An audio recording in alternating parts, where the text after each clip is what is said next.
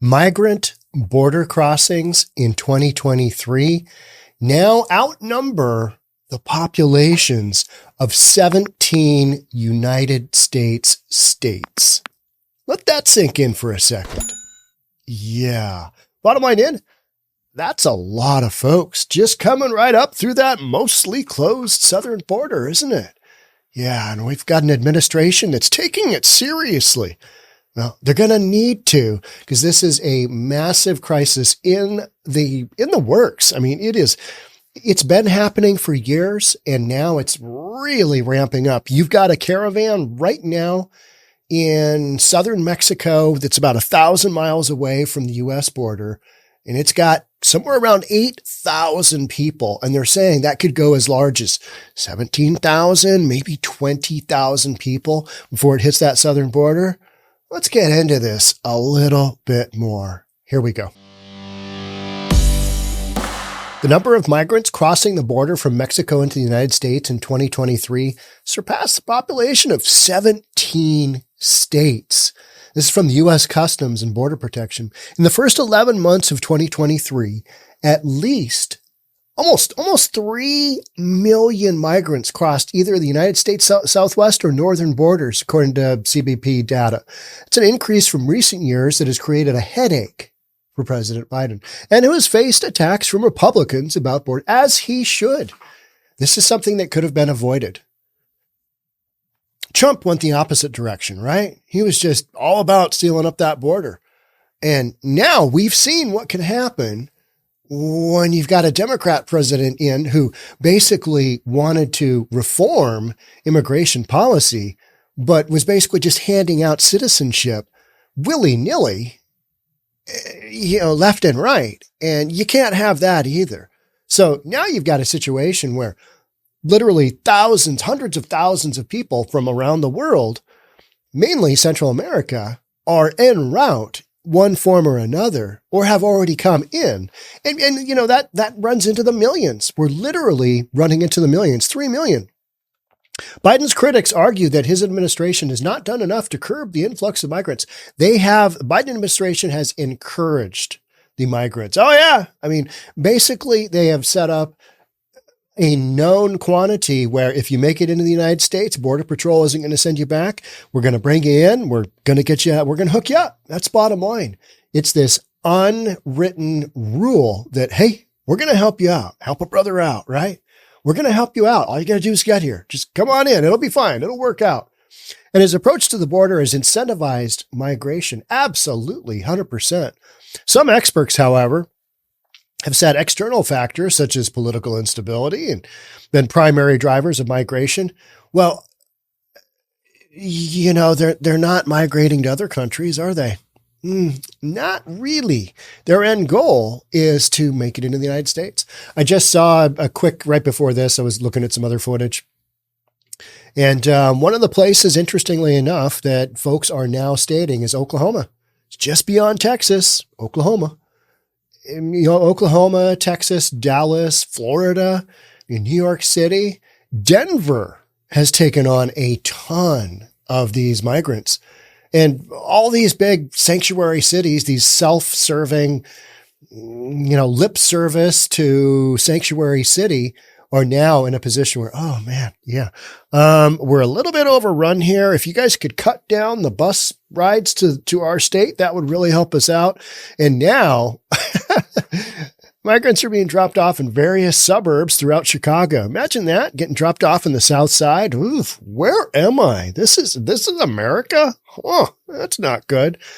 Biden is facing bipartisan backlash on the border, because everybody knows this is a powder keg that is literally at the impact stage, just right? As communities across the country, ranging from Texas border towns to Chicago, grapple with the influx of migrants. Here in Seattle, we get this trickle up effect, right? But we're just so damn far away from the southern border that it doesn't impact us as much. But we've got some knucklehead churches that are just like, this will be great. This will be fine. Sanctuary city, bring us your poor, bring us your whatever. And if you don't have the resources and if you don't have the manpower to be, and yes, I said that manpower. If you don't have the manpower I know that's sexist.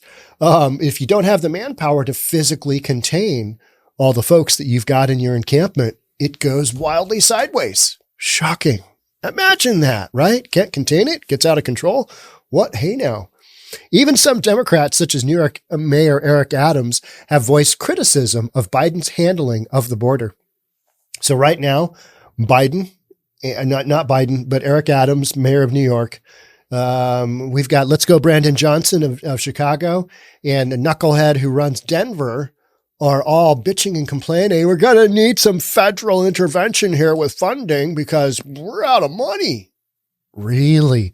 When you started off this whole campaign with Sanctuary City Forever, did you ever think that maybe this wasn't a sustainable situation long term? Yeah, and it's not. But literally, at this point in time, you've got so many people en route to that border. What are you going to do? I mean, you've got a massive humanitarian crisis, and we keep talking about this, but it is. And now you've got Democratic, you got these blue sanctuary city, just bleeding heart liberals going, what do? We need some more money. Give us more money. Give us more funding. There are 17 states that have smaller populations than the number of migrants who crossed the border into the U.S. this year, per U.S. Census population estimates. So we've got Alaska, Delaware, Hawaii, Idaho, Kansas, Maine, Mississippi, Montana, Nebraska, New Hampshire, New Mexico, North Dakota, Rhode Island, South Dakota, Vermont, West Virginia, and Wyoming. Granted, those are the smaller states, but 17 of them, you collectively put their population, that is just imagine all those states we just talked about. Every single one of those people walking up through the southern border. It's incredible. You're just like, what? How is that happening? Meanwhile, Biden and his infamous press secretary, we're taking it seriously. No, you're not. You're holding it hostage for your political will.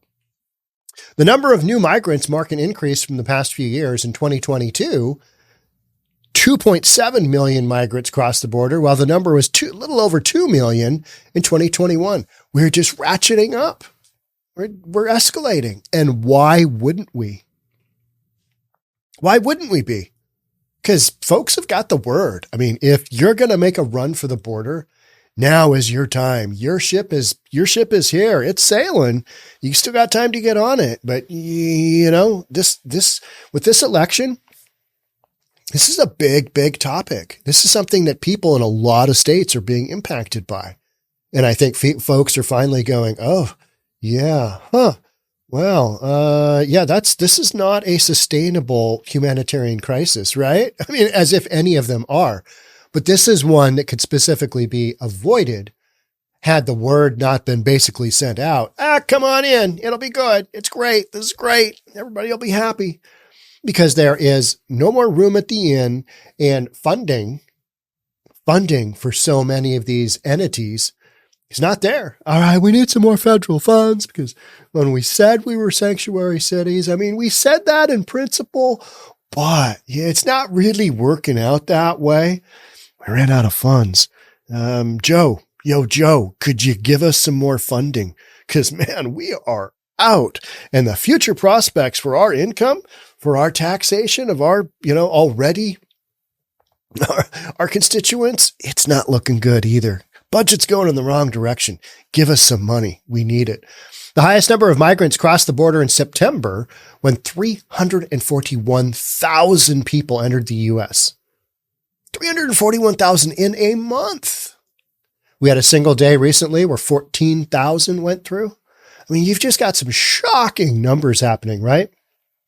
At least 2.2 million migrants crossed the U.S.-Mexico border, while 176,000 crossed the border with Canada, the data found. So, White House congressional leaders worked in recent weeks to reach a deal. How do you think that's going? Not well. That would deliver more resources to the border while also securing more funding for Ukraine as it defends itself against Russia in the 22-month-old war. We're playing politics, right? You've got zero border policy. Other than, come on in, it's all good, come on in, by the millions. And then we're trying to play some political games with, we do need a little more funding over there in Ukraine. I mean, they can really, you got to focus on some domestic issues here. I mean, you just do. Will that happen? Probably not. Although immigration is an issue Congress has struggled to make progress on for years. Really? You mean the fact that we don't really have a secure southern border? That's an issue? Huh. Negotiators have expressed optimism that they might reach a deal next year. All right. In the meantime, you've got one of the biggest caravans making its way. We're going to follow that caravan. Oftentimes those caravans get broken up before they actually reach the border, but this one is so big that's happening right now. I mean, I'd be surprised if a solid contingency of that group didn't make it. We can just watch it because you can't really hide what we think is 8,000 people all moving in a group. You can't really hide that. It's unavoidable. And so from that standpoint, politically, this does not look good, right? It's like, the border's mostly closed. Oh, hey now, what's that coming up the street? That's 8,000 illegal immigrants. Just walking, just all in a group walking along. The Associated Press reported that negotiators have focused on toughening the credible fear standard used in initial asylum interviews to determine if asylum seekers have a winnable case and delivering billions of dollars to the border. The Biden administration proposed $14 billion in border security spending, but Republicans said it was not enough. You got a southern border that is just a sieve. It's barely how we got here. Secretary of State Anthony Blinken, and Secretary of Homeland Security Alejandro Mayorkas are scheduled to meet with Mexican President Andrés Manuel López Obrador on Wednesday and are set to discuss unprecedented irregular migration in the Western Hemisphere. Unprecedented irregular migration in the Western Hemisphere. Seems like it's been pretty regular. Well, how many million can we expect this year? Like 3. How about last year? 2.5. Year before? 2. It's in the millions. This isn't that irregular, right? As well as how the two countries can work together on border security, according to a State Department press release. Does Mexico really care? I mean, right? I mean, do they have the resources to care? Is this all just lip service? Are we just going to talk about this? Are we just going to reimagine and rethink what we've got going on? Feels like that, right? Meanwhile, millions of people coming into the country illegally. And yet we're just going to, kind of kid ourselves. We'll probably do something sometime. Hey, you guys want some funding for Ukraine? If you really do, then let's talk. Let's get down to this. So situations going on out there right now. You got caravans coming in. You've got, you got Denver, you got Chicago, you've got New York City, basically just saying, and they're kind of like the boy who cried wolf. All right. Yeah, we need some more funding because we're about at crisis level. What is actually going to be the crisis? You had a kid die in Chicago, right? 5-year-old boy die. Are you going to have more of that? Is it going to be some kind of, gangland shooting, of the immigrants? I don't know. Is there going to be something along those lines? Because you bring millions of people into the country, you can't expect things to just go business as usual. There's going to be some impact, and with the sheer numbers that are coming across right now, there's gonna be some instances of, oh, hey now, that's not all that reasonable. Shenanigans, I say. You know what I mean? You're gonna have some shenanigans with that many people coming through, especially with as much of a magnifying glass is being put on the issue, because this is a major issue in the upcoming elections, right? It just is. People are flipped out. Hey, what are you doing about that? What's your game plan for doing, for the southern border? What is going on? What are we going to do? One of the things that I always contend is that, these southern states versus the northern states, the blue states that have been virtue signaling, we're just the best sanctuary cities ever. those are the ones that right now are basically stating, okay, so you can bring your buses in between 8:30 and 12 p.m., but no other time in there can you do it. Otherwise, we're going to fine your bus drivers. We're going to arrest them. We're going to, take the buses out of service, out of commission. What about your whole thing where you said that you're going to take anybody who came along, whether they came by bus, train, airplane? What about that? Oh, so you've got the exact same issue that the southern borders have had for years, which is too many people have come through. And that is impacting your sanctuary city status. Yeah, you no longer really want to. It was great for a little bit of lip service there for a while.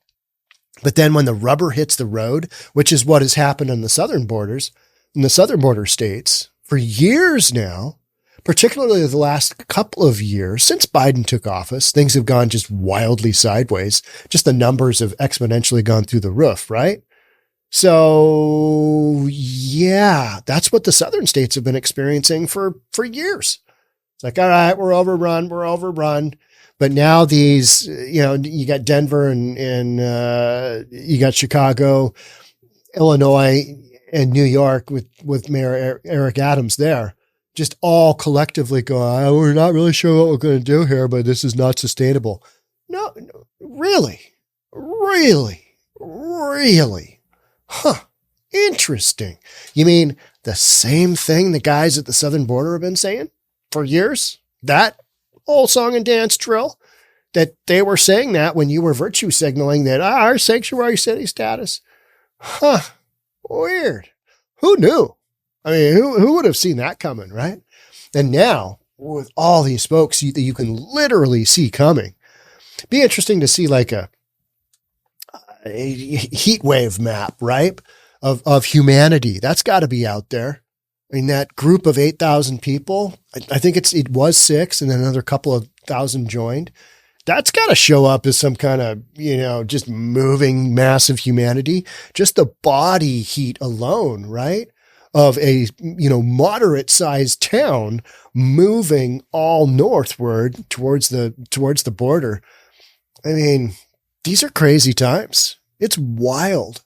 It's wild. And I've been focusing on this topic a lot because I think it's a really important one. And I think we've been looking at it going, well, that's a crisis that is not only underway, but is going to have some kind of whoosh at some point here soon. And that's why I keep covering it. So shenanigans to come. Thanks so much for supporting. That's it for me on this one. Thanks again for being here. We'll talk soon. Bye for now.